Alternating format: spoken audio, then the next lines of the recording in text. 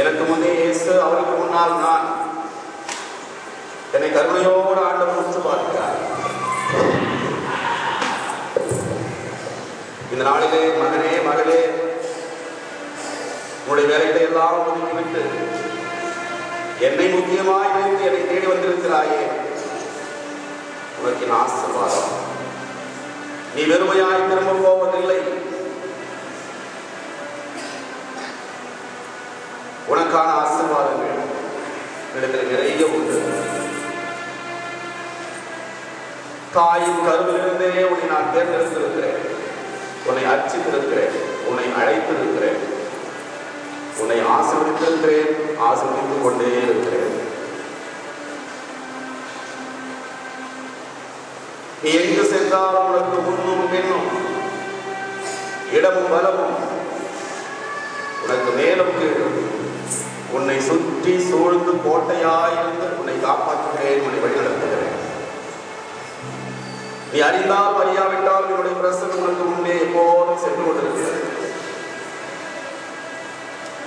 நீ அறியாமல் உனக்கு வந்த ஆபத்துகளிலிருந்து எவ்வளவோ காப்பாற்றியிருக்கிறேன்.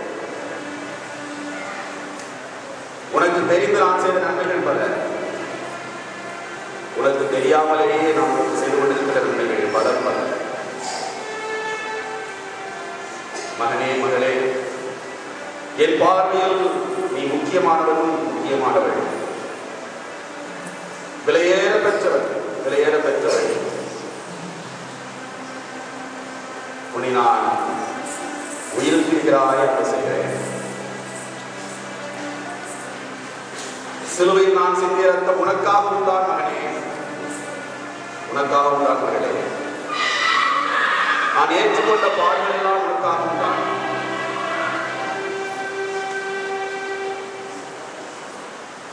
இந்த உலகத்திலே மனிதராக பிறந்து நான் சொல்லியிருக்கின்ற ஒவ்வொரு வார்த்தைகளும் உன்னை இணைத்து உன்னை குறித்து சொல்லியிருக்கிறேன். எப்போதும் என்னுடைய கருத்திலே உண்டு. நீ என்னை மறந்தாலும் நான் உன்னை மறப்பதில்லை.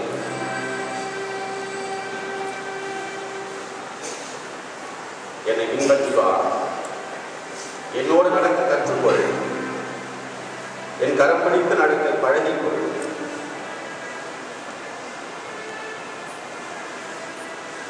அன்பு இயேசுவே, நன்றி ஆண்டவரே, உங்களுடைய வார்த்தைகளுக்காய் நன்றி, கொடுத்திருக்கிற வாய்ப்புக்காய் நன்றி ஆண்டவரே.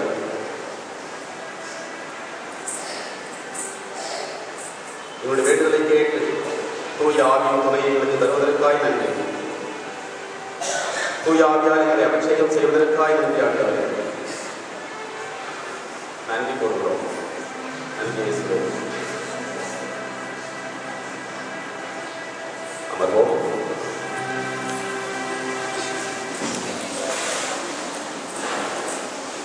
இந்த பரிசுத்த ஆவியின் பாடலை பாடுகிற போது கடைசி சரணம் பாடணும். ரொம்ப அர்த்தமுள்ள சரணம்.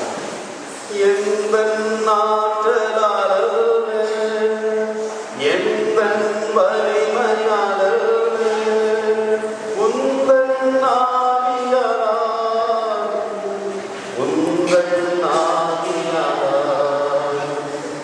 அன்பார்களே, இதை குறித்து ஒரு நிகழ்ச்சி நான் சொல்ல வருகிறேன். சென்னையில் ஒரு ஜெப குழு ஒன்று இருக்கிறது. கல்வாரி நாயகத்தின் அன்னை இல்லம் அப்படின்னு அது கேள்விப்பட்டிருக்கலாம். நீங்க அந்த பொண்ணோடு கலந்துருக்கலாம். அந்த குழுவை ஆரம்பித்தவங்க இல்லத்தில் இருக்கின்ற ஒரு அம்மா. அவங்களுக்கு 2 பிள்ளைங்க, ஒரு பையன் ஒரு பொண்ணு. 10வது வரைக்கும் தான் படிச்சிருக்காங்க அந்த அம்மா. அவங்க அவ்வளவா கோயில் விஷயத்தில் அவ்வளோ அக்கறை இல்லாதவங்க. அந்தோனியார் பக்தி மட்டும் உண்டு. ஏனென்றால் பெற்றோருக்கு அந்த பக்தி இருந்தாலும் இவங்களுக்கு அந்த அந்தோனியார் பக்தி உண்டு. ஆகவே அந்த விஷயத்தில் மட்டும் கொஞ்சம் இருந்துச்சவே, மற்றபடி அவ்வளவா கோயில் விஷயத்தில் ஈடுபாடு கிடையாது. இவங்க கோட்டா தியான இல்லம் கேள்விப்பட்டீங்க கேரளாவில். அந்த இடத்தை பற்றி கேள்விப்பட்டு அங்கே போகணும்னு விரும்பினாங்க. எதற்காக என்றால் தனக்காக இல்லை, தன்னுடைய மகளுக்காக. வயசு பண்ண போட்டு, ஆனால் பேச்சு திறமை இல்லை. ஆகவே மகளை குறித்து அவங்களுக்கு ரொம்ப கவலை. சரி, அங்கே போய் பார்த்தோம், ஏதாவது நடக்கலாம் அப்படின்னு சொல்லி கோட்டா தியானத்துக்கு சென்றிருந்தாங்க. அங்கே இவங்களுக்கு திடீர்னு மேல இறங்குற மாதிரி ஒரு உணர்வு. அவங்களுக்கு முன்னாடி பைபிள் கையில வச்சிருக்கிறாங்க. பைபிளுடைய பக்கங்கள் திரும்பிட்டே இருக்கு வேகமா. இவங்க திரும்பல, ஆனா திரும்பிட்டே இருக்கு. பலவிதமான வார்த்தைகள் மனசுல வந்துட்டே இருக்கு. புதுசா நம்ம உணர்வு புரிந்த வரைக்கும் பைபிளை தொட்டவும் கிடையாது. வார்த்தைகள் சரளமா வாயில வந்துட்டே இருக்கு. ஆவியானுடைய அபிஷேகத்தை நிறைய பெற்றுக் கொண்டார்கள். ஹல்லேலூயா, பிரைஸ் தி லார்ட். பார்த்து பைபிள் இருக்க வசனங்களை சொல்ல ஆரம்பிச்சிட்டாங்க. அப்படி ஒரு அருள் கிடைத்த பிறகு ஊருக்கு திரும்பி வந்து அவங்க ஒரு ஜப கூட்டத்தை ஆரம்பித்தாங்க. ஒரு குழு ஆரம்பிச்சு இவங்க போன இடத்துல எங்கெங்க செய்ய வாய்ப்பு கிடைக்கிறதோ, எங்கெல்லாம் அழைக்கிறார்களோ அங்கெல்லாம் சென்று பிரேயர் ஜபம் நடத்த ஆரம்பித்தாங்க. அப்போ நான் இருந்த பங்கு வடலூருக்கு அவங்க கூப்பிட்டுருந்தேன். அங்கே நடத்தும் போது அவங்க சொல்றாங்க, ஜப கூட்டத்தில் அவங்க சாட்சி சொல்றாங்க, என்னுடைய மகள் பேச வேண்டும் என்று சொல்லி நான் ஜெபிக்க சென்றேன். ஆனால் ஆண்டவர் என்ன செய்தார்? என்ன பேச வச்சுட்டார். Hallelujah, praise the lord, praise the lord. என் மகளை பேச வைக்கல, என்ன பேச வச்சுட்டாரு. நான் இது வரைக்கும் எதுவுமே அறியாத இருந்து, எதுவுமே தெரியாது எனக்கு. கடவுளுடைய வார்த்தை கொஞ்சம் ஒன்றும் தெரியாது. ஆனால் இன்றைக்கு பைபிள தொடக்கங்கள் முதல் கொண்டு திருவெளிப்பாடுகள் வரைக்கும் மூளைக்கு மூளை எங்கெங்கயோ எந்தெந்த வார்த்தைகள் அப்படியே கரைச்சி முடிச்ச மாதிரி பேசுறாங்க. இந்த ஞானத்தை கொடுத்தது யார்? ஆவியானவர். ஹல்லேலூயா, பரிசுத்த ஆவியானவர். அதனால்தான் எந்த நாட்களால் அல்ல, எந்த சக்தியால் அல்ல, இறை வார்த்தை அறிவிக்கப்பட வேண்டும் என்றால் அது யாருடைய ஏவுதலால் எழுதப்பட்டதோ அவருடைய ஏவுதல் இருக்க வேண்டும். அவர் எனக்கு ஏவுதல் கொடுத்தால் தான் அந்த வார்த்தையை சரியான விதத்தில் சொல்ல முடியும், நீங்களும் புரிஞ்சுக்க முடியும். ஆகவே ஆவியானவர் எப்படிப்பட்டவர்களையும் பயன்படுத்த வல்லவர்.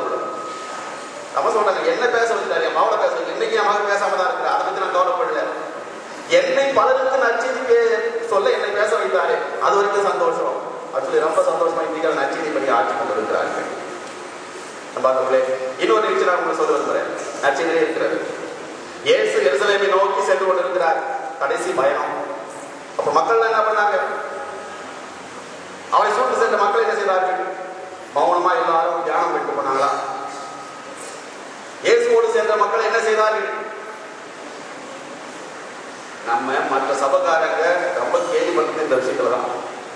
கத்தோலிக்க திருச்சபையாளர்கள் பைபிள் தெரியாது, அதை நம்ம உண்மை எடுத்துக்குமா? இப்பெல்லாம் கிடையாது இல்ல. அப்ப சொல்லுங்க, என்ன செய்தார்கள்? அவரோடு சென்ற மக்கள் என்ன செய்தார்கள்? சின்ன பிள்ளை கூட சொல்லணும், தாவீதின் மகனுக்கு ஓசானா, ஆண்டவர் மேலா வருகிறவர் வாழி என்று சொல்லி ஒரே சந்தோஷமா வேறு எரிச்சல் எக்காலம் முழங்குற மாதிரி அவங்க சத்தம் போட்டு பண்ணிட்டே போறாங்க, பாடிட்டே போறாங்க. இயேசுவை பிடிக்காதவங்களுக்கு எரிச்சல், கோபம். என்னடா இப்படி சத்தம் போடுறாங்க? அப்ப என்ன சொன்னாங்க? அவங்க இந்த மக்களை பேசாமல் இருக்க சொல்லி, அவன் பேசாமல் சொல்லி ஏன் இப்படி சத்தம் போடுறாங்க? அப்ப இயேசு சொன்ன வார்த்தை என்ன தெரியுமா? உடனே அவர் சொல்லல, பேசாதீங்க, அவங்களுக்கு பிடிக்கல, நீ பேசாத, சத்தப்படாதீங்க அப்படின்னு சொல்லல. இயேசு என்ன சொன்னார்? மக்களுக்கு சப்போர்ட்டா ஆதரவாக என்ன சொன்னார் தெரியுமா? இந்த மக்கள் பேசாவிட்டால் கற்களே வாயெடுத்து போகும். ஹல்லேலூயா.